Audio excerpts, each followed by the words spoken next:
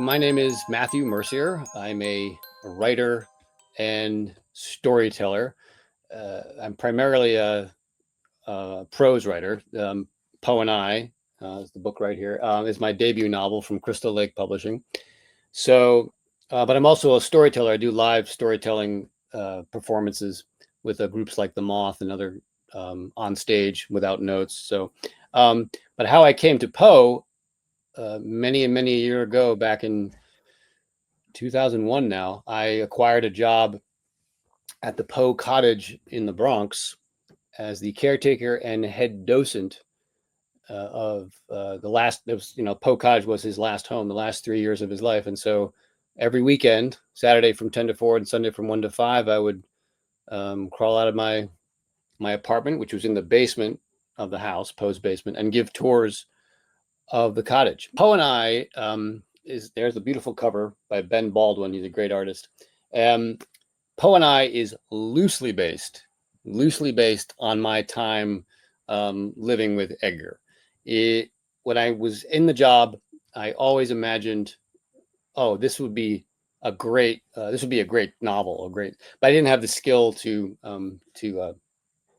write it. So, but it is my alter ego, Jonah Peabody, takes the job as caretaker. That's where the similarities begin and end. That's it. So it's told in alternating chapters of past and present. Jonah, oh, here comes my little black cat. Yes, it's told in alternating chapters, past and present. Jonah is a highly unreliable narrator. So as the chapters build from past to present, more of the story is revealed. He's clearly hiding something in the great Poe tradition. You're not quite sure what. So you can't trust him. That's not a spoiler.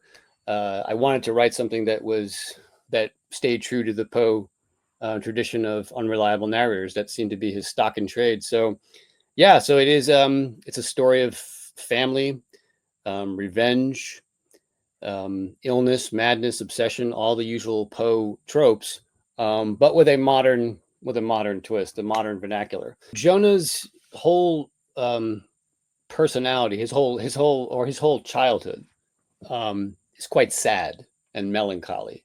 And we think of Poe as the master of horror, right? He wrote these horrible, stories about murderers and death, but his life was also just incredibly sad. He lost all the major women in his life. He lost his birth mother, he lost his foster mother. So his life was just a major struggle. So my alter ego, Jonah Peabody, is equally struggling with his life.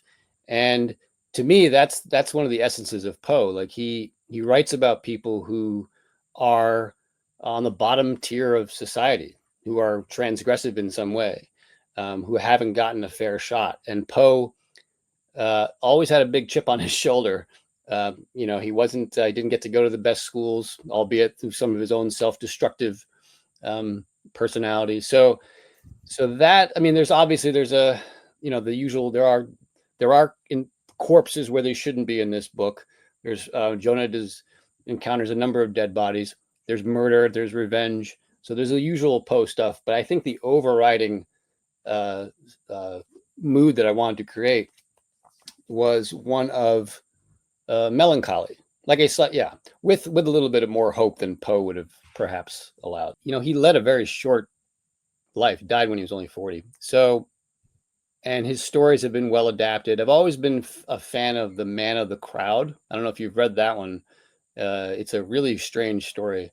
So I'd love to try and adapt that one at some point. But there's also a great deal of conspiracy theories around how he died. As I'm sure you know, there's a whole host of theories around his death. Mm-hmm. And that has always struck me as something that might be fun to play with in fiction. I'm all over the socials. I'm on Instagram at Matthew.Mercier.poem, I think is my tag. I'm on Facebook. I'm on Threads. I haven't ventured into TikTok yet. And you can buy the book through Crystal Lake Publishing. You can buy it. They're a great small press. It's great to support small presses at this time.